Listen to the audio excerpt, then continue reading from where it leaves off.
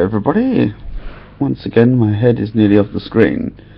How are you? So last video I did was about ENFJs and INFPs in relationships and what makes the relationships healthy. And this video is going to be probably quite a lot harder because this is to do with what makes them unhealthy. What makes an unhealthy ENFJ, in my opinion, I guess, and what makes an unhealthy INFP. Again, in my own opinion. Basically, last time I talked about the functions that went well together, and I'm going to talk about how the functions can also clash, because even though I had a nice list of what was good about FE and FI and all those sorts of things, there are reasons why these functions can also, if they're in an unhealthy person, they can really be quite an uncomfortable thing and quite a bad challenge for that kind of relationship. So what I'm going to first do is talk about how I think both how ENFJs and INFPs can be possibly unhealthy, and in what kinds of ways, and then I'll go on to talk about how the functions clash. So firstly, I'll talk about ENFJs first. So unhealthy ENFJs, I feel like, can get stuck in an FE-SE loop. Now, most people talk about the introverted functions looping, but I tend to think that ENFJs get stuck in FE and SE, and they don't seem to connect their extroverted feeling with their introverted functions, their NI and their TI, which is really important when they're talking to an INFP, because the INFP's first function is introverted feeling. What they're hoping to get from the ENFJ, or not what they're hoping to get, but what the ENFJ can usually offer an INFP, is being able to help to express the INFP's feelings, because their feelings are introverted, and even though they're the most important thing to an INFP, most of the time people can't help them to express those feelings. So using NI is really important for the ENFJ to be able to pick out the INFP's feelings. So if they're stuck in an FE-SE loop, all they're doing is trying to please and looking sensational. So they're kind of going, oh, this is exciting, that's exciting, kind of just being a bit of a show-off, really. And on the other hand, being like, oh, what can I do to please you? And it looks shallow, and it looks over-ingratiating, and it looks like you may not be genuine, because you're not actually coming out with any interesting thoughts. You're just coming out with, like, what can I do to please, and what can I do to make you feel good in a kind of sensational way. So I think that uninformed introverted functions kind of ruin the ENFJ, because an ENFJ can't make good decisions without using their thinking and their intuition. So it means that their FE can be stunted if they don't have decent NI and TI. So they can't really think, because their introverted functions are their thinking functions. I mean, TI is a thinking function, and NI helps to inform the TI. So if you don't have those introverted functions looping and working together, then you don't have a thinking person. Now, so they need time alone to be able to figure out how to use those introverted functions much better. I'm going to go on to the INFP now, which is that they get stuck in an FI-SI loop. So they end up with introverted feeling and introverted sensing, which can become too, like I said, that the FE-SE can become too externally focused. FI and SI can probably become too internally focused. So they end up looking, the ENFJ just looks like some kind of mad puppy dog thing. The INFP tends to become really self-centered and extremely quiet. And you hear about, both the ENFJ looking disingenuous and not actually real, and the INFP looking self-centered. And I think this also comes from the fact that they don't necessarily harness their extroverted intuition, because it's that thing that they're using to communicate with the outside world, and they need the communication with the outside world to inform them of their interior feelings. So the thing is, as well, is that if they don't use their communication tool to inform the ENFJ enough of their ideas, it means that communication becomes extremely difficult, because even a well-developed NI in an ENFJ can't only use 1% of the NE ideas that the INFP provides them to actually give a full, proper picture.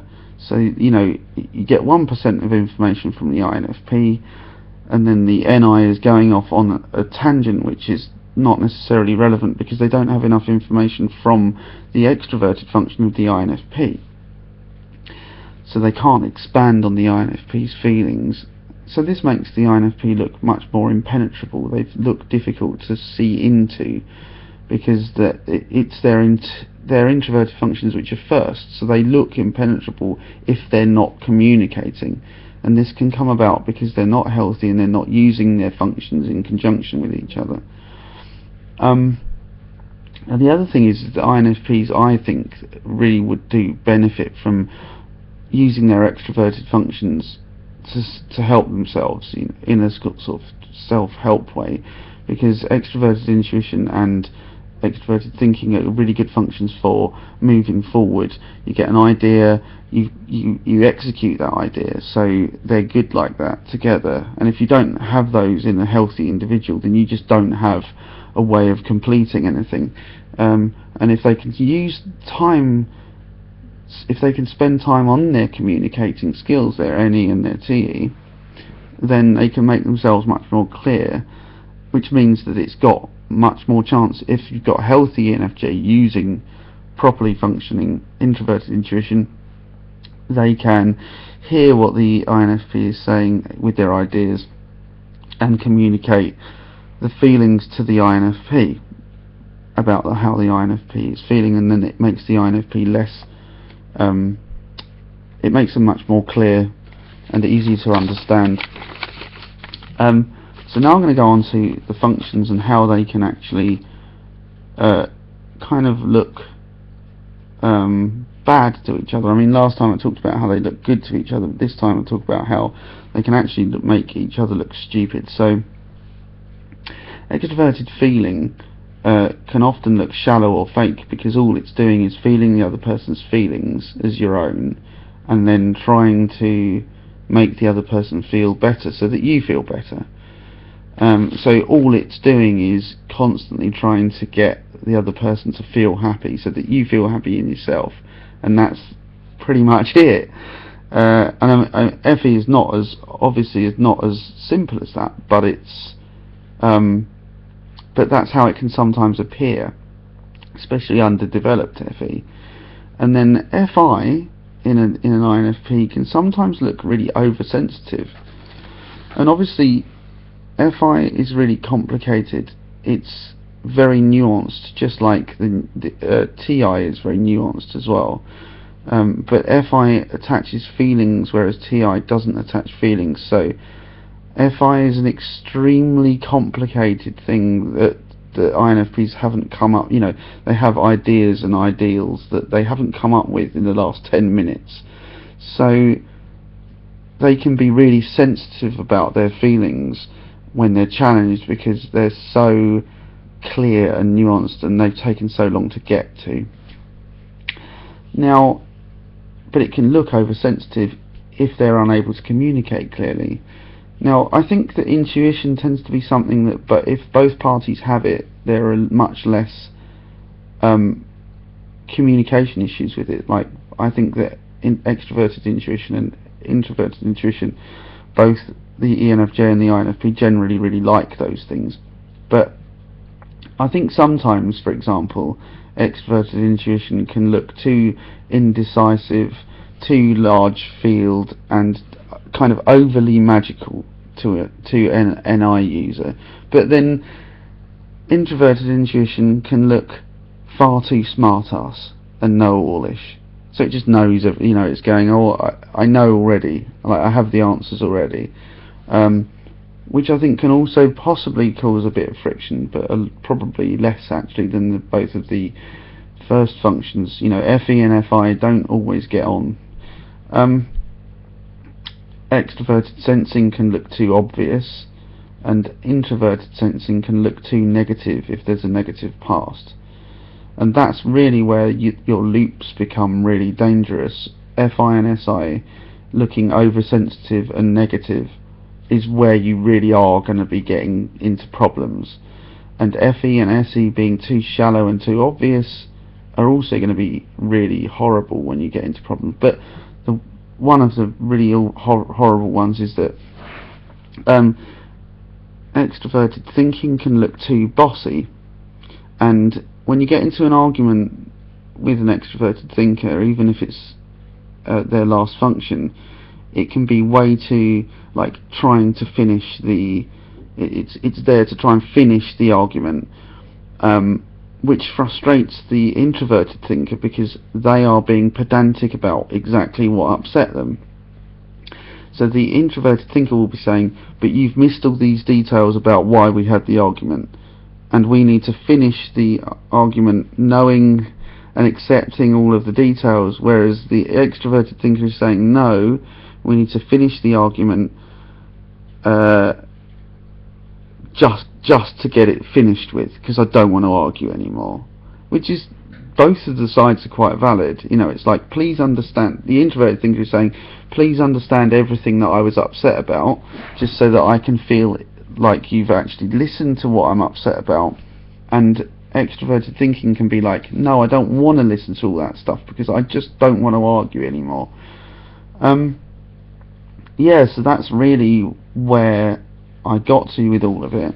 And I think what usually happens is that when you're actually in that kind of situation and going around these unhealthy loops, you end up with the ENFJ with bottled up thoughts, like I was talking about in my other video. So they can't actually express what they think without feeling, the trust is broken, so they can't actually tell the other person about how they're thinking or what they're thinking. And then with the INFP, actually, you end up with bottled up feelings because they get too offended because their FI and SI loop gives them like a feeling of negativity, and this feeling like keeps going round and round and round in circles inside them. So you end up with bottled up thoughts and bottled up feelings, and you just end up with an explosion in that case. And that's where I think you get too much, that's where I think, those relationships become really unhealthy. And so that's how I think it can go wrong. I mean, there's obviously ways in which it can go right, but my basic message for everybody, which everybody seems to sort of forget, is that yes, INFPs and ENFJs and any other type that have that kind of similar stacking can work really well together, but ultimately it's to do with whether or not both of the people in the relationship, or usually it's even if one of the people in the relationship is a bit unhealthy, it's not good for the relationship and it can often cause problems. But really it's to do with if both of the people in the relationship are healthy and using all their functions as they should do, then that would actually create a healthy relationship in itself. So I have more thoughts on this kind of thing and more thoughts about healthy and unhealthy people, but I'm going to end this video now because we're up to 14 minutes, and I hope this makes sense to you. Let me know what you think. Thank you. Bye.